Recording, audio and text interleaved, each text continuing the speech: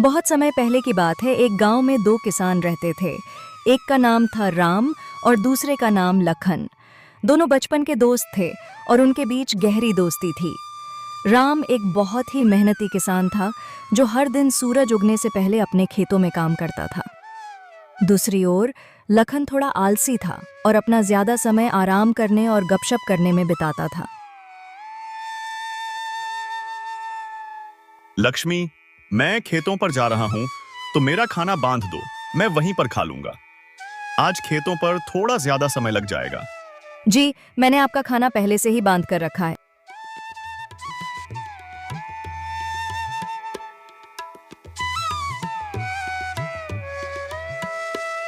ये लीजिए आपका खाना, समय निकाल कर खा लीजिएगा।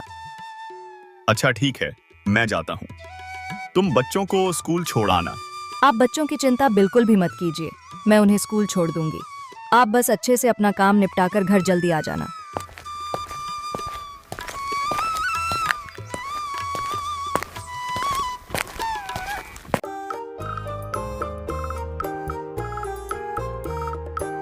अजी सुनते हो, खेतों पर नहीं जाना है क्या? सूरज सर पर आ गया है, उठना नहीं है क्या? इतना सारा काम पड़ा है और तुम अभी तक सो रहे हो।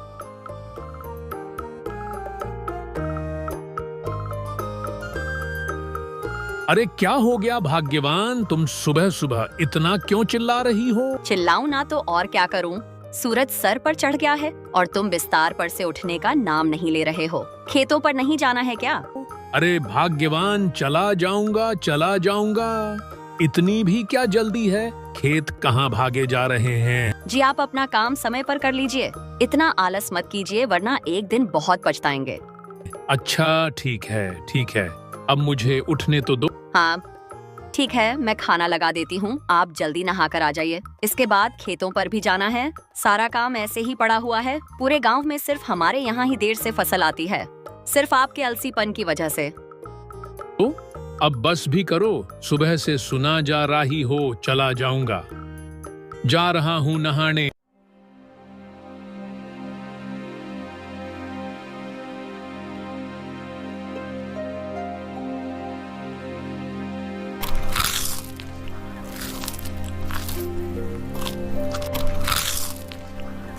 खाने में बस ये दाल चावल ही है, कोई सब्जी नहीं बनाई क्या? अजी सब्जी तो तब बनाऊंगी ना जब आप काम करके कुछ पैसे लेकर दोगे। पिछली बार जो फसल बिकी थी उसके अब थोड़े बहुत ही पैसे बच गए हैं, जिसमें ये दाल चावल ही खाने को मिलेगी आपको। अगर सब्जी खानी है तो जल्दी फसल उगाइए। इसको बोलने से अच्छा तो मैं ये दाल चावल ही खा लेता। अच्छा ठीक है, तो मैं खेतों पर जा रहा हूँ।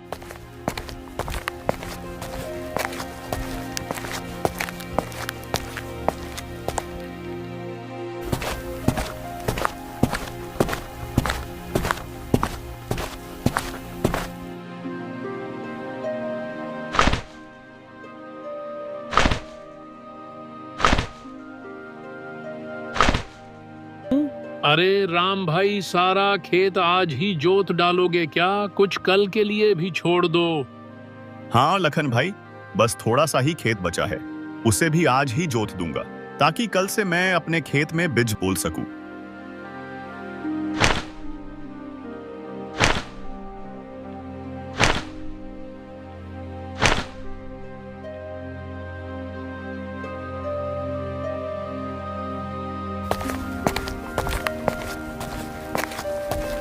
कितनी कड़ी धूप है। इतनी कड़ी धूप में तो बहुत मुश्किल होगा काम करना।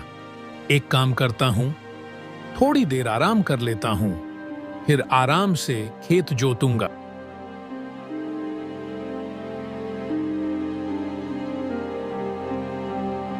चलो अब थोड़ी सी जोताई कर लेते हैं।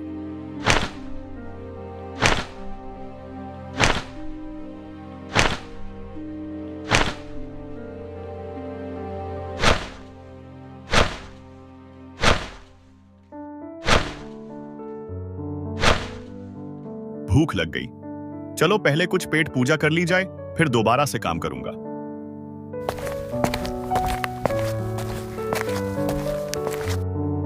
राम खाने का डब्बा लेकर बैठा ही था, तभी वहां एक साधु बाबा आ गए। अरे बेटा, बहुत भूख लगी है, कुछ खाने को मिलेगा क्या? साधु महाराज, आज मेरे पास ज्यादा कुछ खाने को नहीं है। यह मेरी पत्नी ने रोटी सब्जी और धनिया की चटनी बनाई है, खा लीजिए।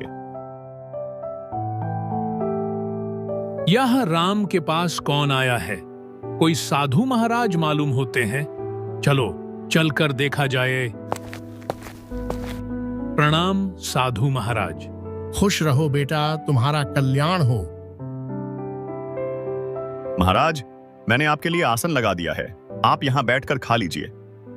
पर बेटा, तुम्हारा खाना मैं खा लूंगा तो तुम क्या खाओगे? आप मेरी चिंता मत कीजिए बाबा, मैं थोड़ी देर में घर जाकर खा लूंगा। आप ये खाना खा लीजिए।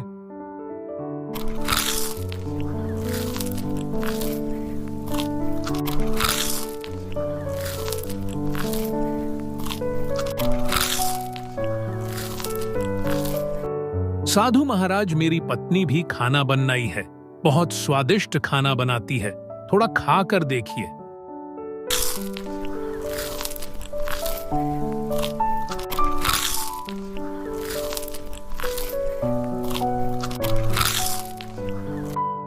मेरी भूख शांत करने के लिए तुम्हारा बहुत बहुत धन्यवाद। धन्यवाद की कोई जरूरत नहीं है बाबा, ये तो हमारा परम सौभाग्य है कि आपने हमें अपनी सेवा करने का मौका दिया। बाबा, आप तो बस हमें आशीर्वाद दीजिए कि इस बार हमारी फसल बहुत अच्छी हो और हमारे परिवार को सुख शांति मिले।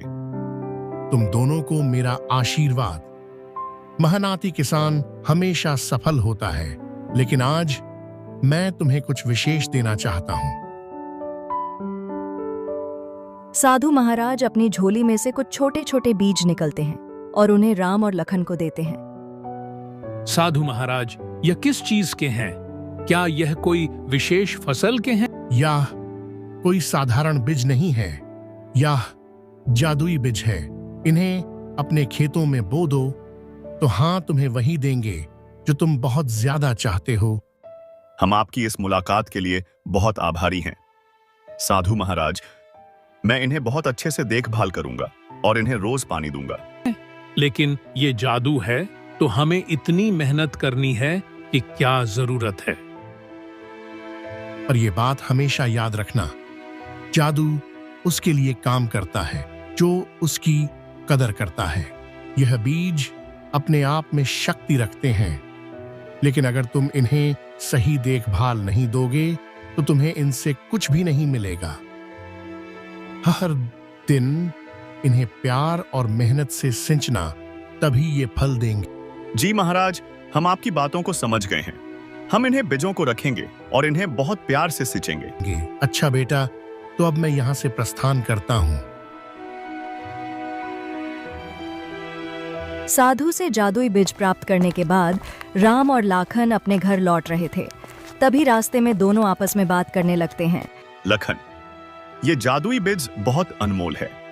साधु महाराज ने कहा है, अगर हम इन्हें प्यार और मेहनत से सिंचेंगे तो यह हमें बहुत कुछ देंगे। मैं तो कल ही इन्हें जकर अपने खेत में बोने वाला हूं। लेकिन ये जादू है तो हमें इतनी मेहनत करने की क्या जरूरत है? मुझे नहीं लगता कि रोज पानी देने से कोई खास असर होने वाला है। हाँ, खुद ही उग जाएंगे और फल देंगे। लखन, साधु महाराज ने साफ साफ कहा था कि प्यार और मेहनत के बिना कुछ नहीं मिलेगा। यह बहुत जरूरी है, लेकिन इनका पूरा फायदा उठाने के लिए हमें इनकी देखभाल अच्छे से करनी होगी। मैं कोई भी जोखिम नहीं लेना चाहता, इसलिए मैं तो इन्हें बहुत अच्छे से सिंचूंगा और इनकी बहुत देखभाल करूंगा। इसके बाद दोनों अपने अपने घर की ओर चल पड़ते हैं। दोनों घर पहुंचकर सारी बात अपनी अपनी पत्नी को बताते हैं। जी, ये तो बहुत अच्छी बात है। भगवान की भी इस समय हम पर बड़ी कृपा है, तभी तो आपको साधु महाराज मिले। लक्ष्मी, तुम सही कह रही हो। वह साधु किसी भगवान से कम नहीं। उनकी आंखों में एक अलग ही तेज था। जैसा साधु महाराज ने कहा है, मैं वैसा ही करूंगा। मैं इन्हें बीजों की खूब सेवा करूंगा। अरे वाह, तो बहुत अच्छी बात है। अब हम बहुत मेहनत करेंगे और बहुत अच्छी फसल लगाएंगे और हमें बहुत सारे पैसे मिलेंगे। अजी, आप बस इंतजार नहीं करिएगा, आप कल सुबह ही जाकर इन्हें बीजों को लगा देना। हन भाग्यवान, यह बीज कहीं भाग नहीं जा रहे हैं। कल सुबह ही खेतों में जाकर इन बीजों को लगाऊंगा।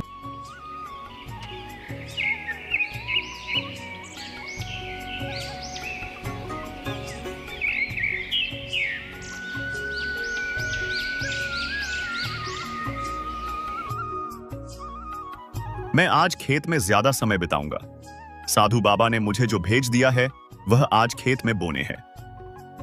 मुझे लगता है कि अगर हम इन बीजों की अच्छे से देखभाल करें तो हमें बहुत लाभ मिलेगा। जी, ये तो बहुत अच्छी बात है। ये लीजिए आपका खाना, समय निकाल कर खा लीजिएगा।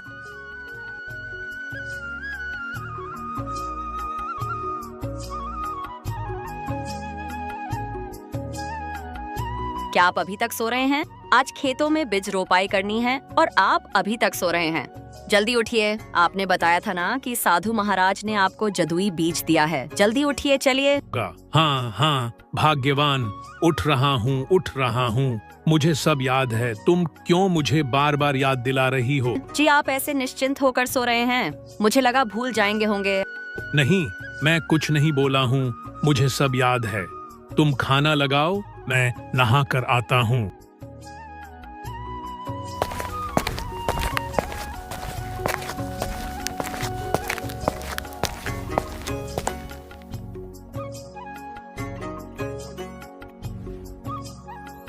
दोनों अपने अपने खेतों में बीज बो देते हैं।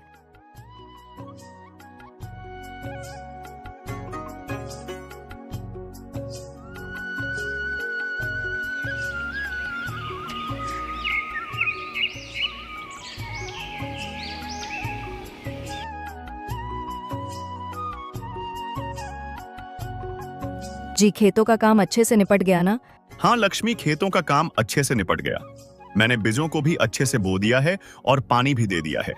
कल सुबह जल्दी उठकर खेतों पर चला जाऊंगा। जितना ज्यादा खेतों की देखभाल करूंगा उतना ही अच्छा रहेगा।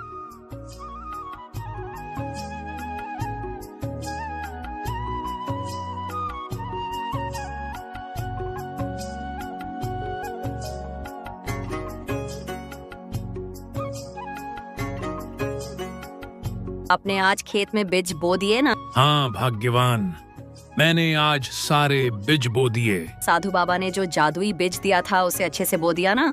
और खेतों की अच्छी से सिंचाई कर दी थी ना? नहीं, आज मैं पानी नहीं डाल पाया। बीज बोने में ही इतना समय लग गया कि मौका ही नहीं मिला। कल जाकर मैं पानी डाल दूंगा। लेकिन साधु बाबा ने कहा था कि रोज इसे प्यार और मेहनत से सिंचना। अगर आप इसकी देखभाल नहीं करेंगे तो यह कैसे बढ़ेगा? तुम चिंता मत करो, वे जादुई बीज है, वे खराब नहीं होंगे। तुम बेकार में ही चिंता कर रही हो। साधु बाबा ने कहा है कि बीज जादुई है। मेहनत के बिना कुछ भी हासिल नहीं होता। तुमने देखा ना मोहन अपने खेतों में कितनी मेहनत करता है। अगर तुम भी मेहनत करोगे तो हमारे खेत में भी अच्छी फसल आएगी। मैं कल जाकर उनमें पानी डाल दूंगा।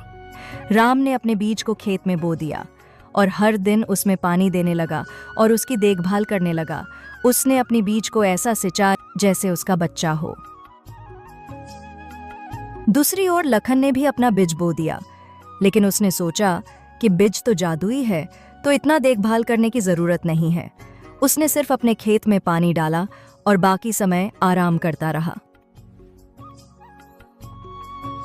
कुछ समय बाद राम की खेत में हरी भरी कद्दू की फसल आई, जो देखने में गोल गोल मोटी ताजी थी। प्रत्येक कद्दुओं का साइज आम कद्दुओं से काफी बड़ा था। उन्हें देखकर राम बहुत खुश हुआ। उसने ये बात जाकर अपनी पत्नी को बताई। उसकी पत्नी भी बहुत खुश हुई और वह दोनों कद्दू की फसल तोड़ने के लिए एक साथ खेतों में आए। जी सच में, हाँ, तो बहुत अच्छी कद्दू की फसल आई है। इतने बड़े कद्दू तो मैंने आज तक नहीं देखे और ये देखने में भी कितने सुंदर लग रहे हैं। चलिए इन्हें जल्दी से तोड़ लेते हैं, फिर आप इन्हें बाजार में बेच आना।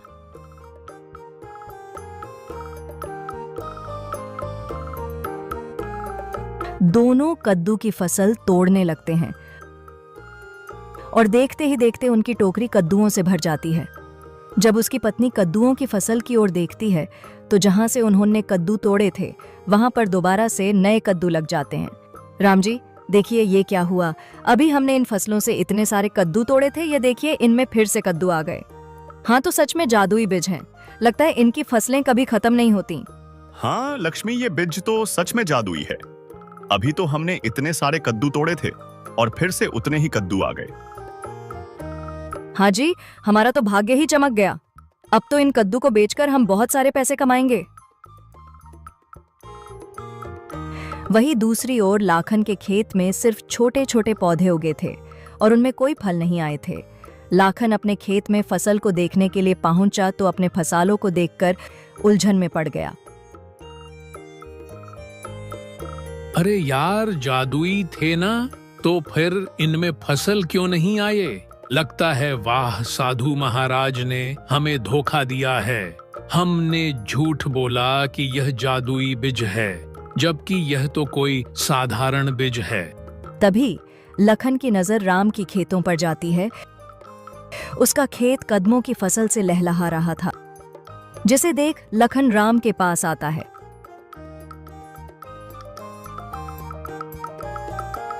तुम्हारी फसल इतनी सुंदर कैसे हुई? लगता है वह साधु महाराज ने मुझे नकली बीज दिए थे और तुम्हें जादुई। दोस्त, साधु महाराज ने हमें जादुई बीज तो दिया था, लेकिन उन्होंने कहा था कि उनको प्यार और मेहनत से सिंचना होगा। मैंने हर दिन अपने खेतों में मेहनत की, पानी दिया और उसकी मिट्टी को ठीक किया, और उसी कारण मेरी फसल इतनी सुंदर और फलदार हुई। और तुम्हें तो मैंने कभी खेतों में अच्छे से काम करते हुए देखा ही नहीं, तो शायद इसी वजह से तुम्हारी फसल इतनी अच्छी नहीं आई। लखन को अपनी गलती का एहसास हुआ।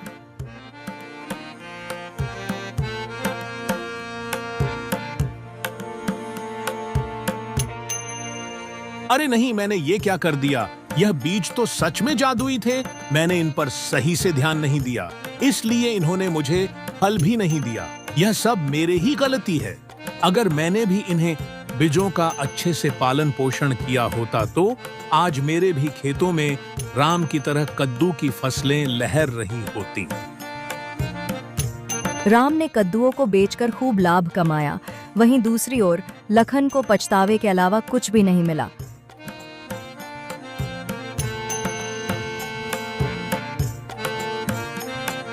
कहानी अच्छी लगी हो तो वीडियो को लाइक और चैनल को सब्सक्राइब करके एक प्यारा सा कमेंट जरूर करें। Thanks for watching.